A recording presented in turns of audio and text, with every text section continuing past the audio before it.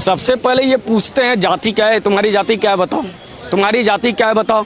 उस समय सब कुछ सही है और सरकार पूछ ली कि तुम्हारा नाम क्या है बताओ, तो इनको प्रॉब्लम हो गया।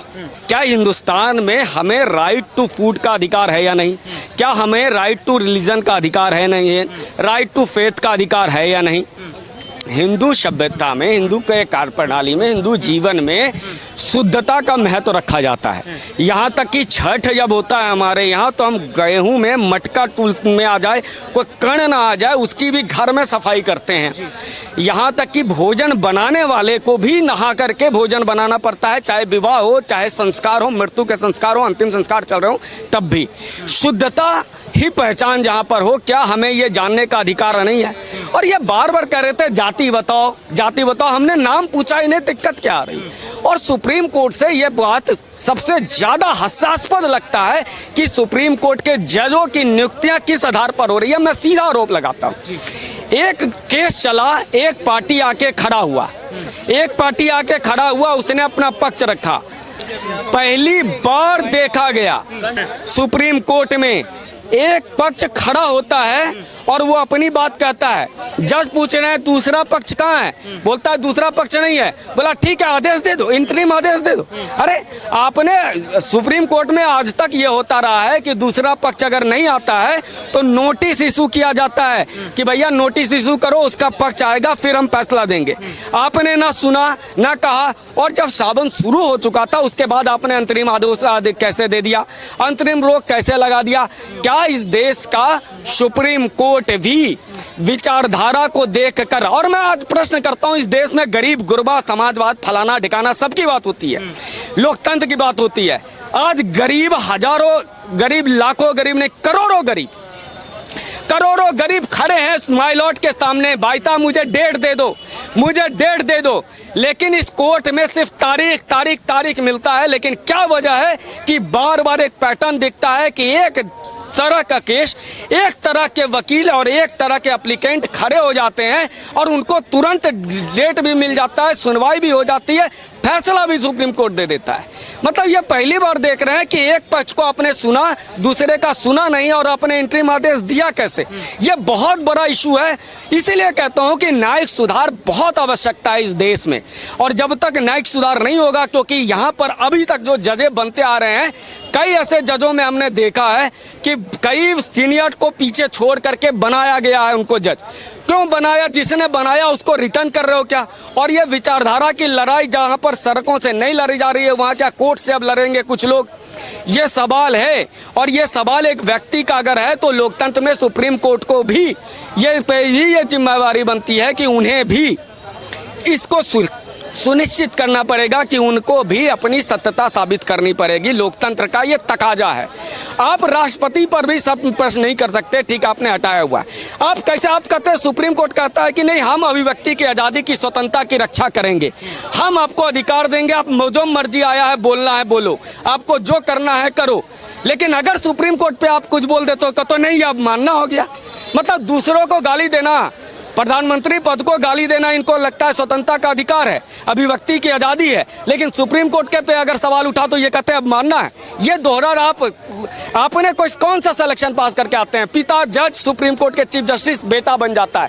तो इस आधार पर और कई सरकारें नियुक्त कर रही हैं, कई बार कई वकील ने वकीलों को किया। और एक जो वकील साहब गए थे पहले भी कई केसों में, वो तो एक महिला को गोद में लेकर बड़ा वीडियो वायरल हुआ था, वो जज बना रहे थे एक बच्ची को।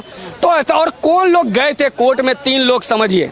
अपूर्वानंद, वो जो दिल्ली में दंगे में मास्टरमाइंड में इनका आरोप बना था, वो कोर्ट जाते हैं। दूसरे कौन? वो टीएमसी की महुआ मोइत्रा, वो उनका सदस्यता क्यों से चली गई थी संसद की? उसने एक कंपनी को, एक उद्योगपति को फायदा पहुंचाने के लिए अपना यूजर आईडी पासवर्ड जो गोपनीय होता है सांसद का, वो दे दिया था। तीसरे अभिषेक मनु सिंघवी जी, जो हर बार ऐसी जहां भी मामला आता है वहां पे खड़े हो जाते हैं और सुप्रीम कोर्ट कहता है कि आइए ले जाइए आदेश। कैसे आदेश दे सकता? तो क्या मुझे ये जानने का हक नहीं है? और यदि ये कानून गलत था, सुप्रीम कोर्ट कानून और आदेश की न्यायिक उनकी ऑडिट कर सकता है या उसका विश्लेषण कर सकता है। जब ये कानून 2006 में आया, यूपीए सरकार ने लाया, अभिषेक मनु सिंघवी के कांग्रेस पार्टी ने लेकर आई, वो कानून संबद्ध है या नहीं इसकी व्याख्या आप करते नहीं है, आप सीधे नोटिस देते हैं। अच्छा, नोटिस देने के बाद आपने दूसरा का पक्ष नहीं सुना। खैर, हिंदुस्तान में जब आतंकवादियों के पोस्टर लगाए जाते हैं उत्तर प्रदेश में, कोर्ट स्वतः संज्ञान ले लेता है। लेकिन जब यही शाहीन बाग हो रहा था, कोर्ट चुप था, लोग कह रहे थे मेरी सड़कें जाम है।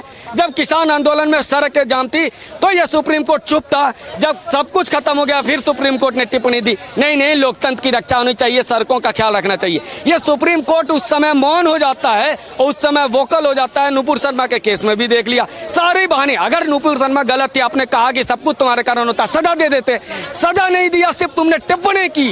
ये क्यों ऐसी टिप्पणियां बार बार होकर के देश की जनता में अविश्वास पैदा कर रहे हैं सुप्रीम कोर्ट। और ऐसा हुआ यदि तो इस देश में सुप्रीम कोर्ट का प्रति जो विश्वास है वो खत्म हो जाएगा लोकतंत्र में। क्योंकि हमने समाज में, लेखकों ने, सिनेमा वालों ने, हमने नेताओं पर विश्वास खत्म करवा दिया।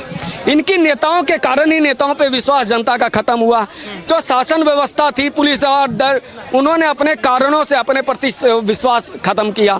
क्या इस देश का सुप्रीम कोर्ट ये चाहता है कि उनके प्रति भी विश्वास का अविश्वास का पैदा हो? इसलिए ये नैतिक जिम्मेवारी बनती थी और लीगल तकाजा भी यही कहता है कि दूसरे पक्ष को सुने हुए आपको नोटिस और प्रतिबंध लगाने की क्या आवश्यकता थी। इसका मतलब क्या हिंदुओं को अब यह देश छोड़ करके जाना पड़ेगा?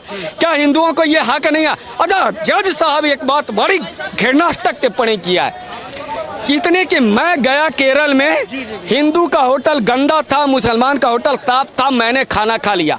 अरे तुम कौन हो तो यार, तुम तय करोगे क्या? एक व्यक्ति तय करेगा कि मैं फलाने के यहाँ, मैं जयपाल के यहाँ खाना अच्छा लगता है तो मेरा ये व्यक्तिगत निर्णय ना। आप संवैधानिक पद पर बैठे हुए, आप सुप्रीम कोर्ट के जज, आप कैसे ये बातें टिप्पणियां कर सकते हैं? आप क्या बताना चाहते हो कि सब लोग जाओ मुस्लिम होटल या हिंदू होटल मत जाओ? यह समाज में जो विद्वेष फैला रहा था ये सुप्रीम कोर्ट के जज फैला रहे थे और ये कहने में कोई आपत्ति नहीं होनी चाहिए। अरे बहुत हो गया सामान्य, टैक्स का पैसा देता है हिंदुस्तान के बच्चे, न्याय के लिए लड़ रहे हैं हिंदुस्तानी, गरीब साला कोर्ट के सामने खड़ा है। ये जज सब गर्मी छुट्टी मनाएंगे, ये जज जाएंगे आलीशान बिल्डिंग में रहेंगे, जो मनमाना फैसला होगा ये सहेगा क्या लोकतंत्र? किस लोकतंत्र में ऐसा होता है कि बाप बेटा को जज बना रहा है, वकीलों का लॉबी वकील को, और ये इंट्रोडक्शन कराते थे अपने बच्चों को, ये देखो ये आने वाला जज है। ये मजाक चलेगा हिंदुस्तान में क्या? जब भी आतंकवादियों के रात में 4 बजे कोर्ट खुल जाता है और इतने लोग मरे रहते हैं। यही अभिमुक्तेश्वरानंद जो शंकराचार्य जिनको बताया जा रहा है कांग्रेसाचार्य को, इनको शंकराचार्य न बनाने पे 2022 से रोक लगा के रखा हुआ है सुप्रीम कोर्ट ने। जो पिटिशनर है, जो केस लेके गए थे कि शंकराचार्य नहीं बनाना चाहिए अभिमुक्तेश्वरानंद को, जिसमें कोर्ट ने रोक लगाई है 2022 में, आज 2 वर्षों से वो कह रहे हैं सुप्रीम कोर्ट मुझे नहीं दे रहा है टाइम। उस तरफ तो आप नहीं दे रहे हैं क्योंकि वो कांग्रेस की प्रवक्ता ही कर रहे हैं अभिमुक्तेश्वरानंद, इसीलिए आपको बड़ा मजा आ रहा है। आप 2 वर्षों से उसको कोई भी नहीं दे रहे हैं डेट।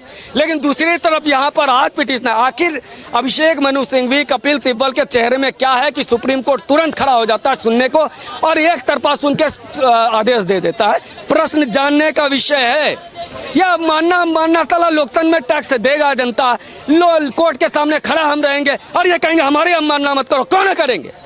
ये मजाक चल रहा है क्या? सुप्रीम कोर्ट के बहाने से इन लोगों ने क्या गंद फैला के रखा हुआ? कांग्रेस को जीवित रखने वाली अगर कोई पार्टी है तो यही। इसलिए मुझे समझ में नहीं आ रहा है कि आखिर इस ऐसे प्रतिबंध पर उत्तर प्रदेश सरकार एक बार में बोले, और मैं कहता हूं कि बोले उत्तराखंड, योगी आदित्यनाथ जी आज आपके भी हिंदुत्व की परीक्षा, एक लाइन में बोलो कि लॉ एंड ऑर्डर बिगड़ेगा तो क्या ये जस्टिस जाएंगे ठीक करने? पिछले बार मुजफ्फरनगर में जब झगड़ा हुआ तो क्या ये जस्टिस बचाने गए? नहीं, तो लॉ एंड ऑर्डर संभालना सरकार का दायित्व है। ममता बनर्जी ने नहीं मानी थी ना, मायावती जी ने नहीं मानी थी ना पार्क वाले मामले में। योगी आदित्यनाथ जी और धामी जी कह दे कि नहीं, लॉ एंड ऑर्डर हमारी संभालने की बात है, कोर्ट थोड़ी ना संभालने आएगा। झगड़ा हो जाएगा तो कोर्ट संभालने आएगा क्या? अगर कांवरिया जा रहे हैं, मारपीट हो जाए, कोर्ट संभालने आएगा क्या?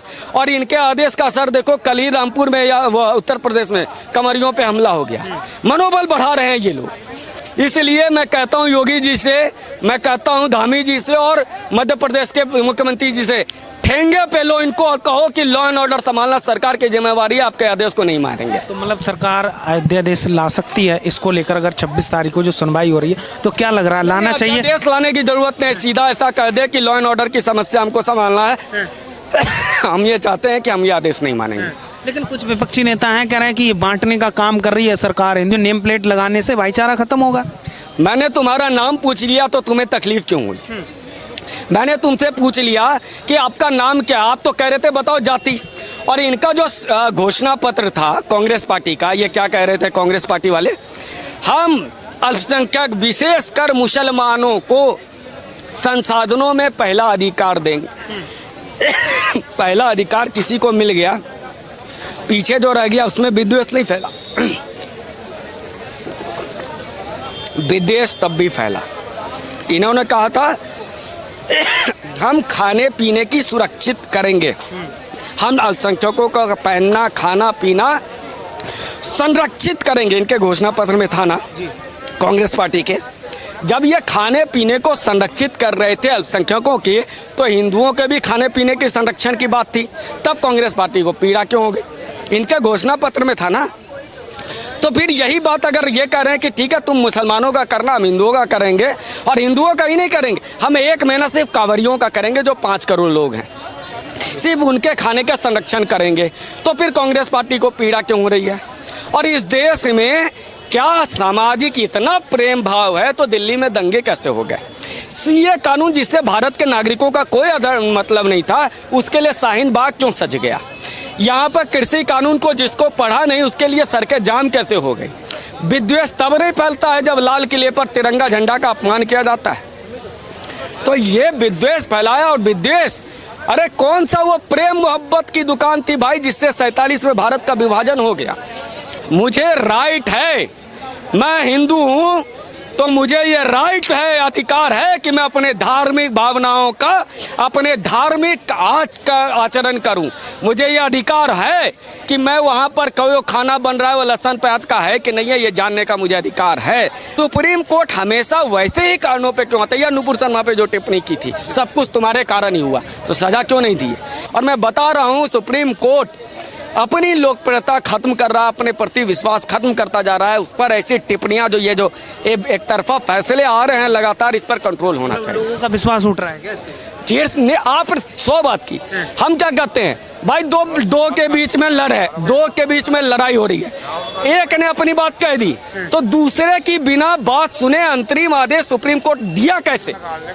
केवल प्रश्न यही है कि क्या उत्तर प्रदेश सरकार ने कुछ कहा, अपना पक्ष नहीं सुना, मध्य प्रदेश का पक्ष नहीं सुना, उत्तराखंड का पक्ष नहीं सुना, केवल अभिषेक मनु सिंघवी का पक्ष सुना और आदेश दे दिया। ये क्या वो कंगारू कोर्ट बनाना चाहते हो भारत के सुप्रीम कोर्ट को? ये क्या बनाना रिपब्लिक बनाना चाहते हो सुप्रीम कोर्ट?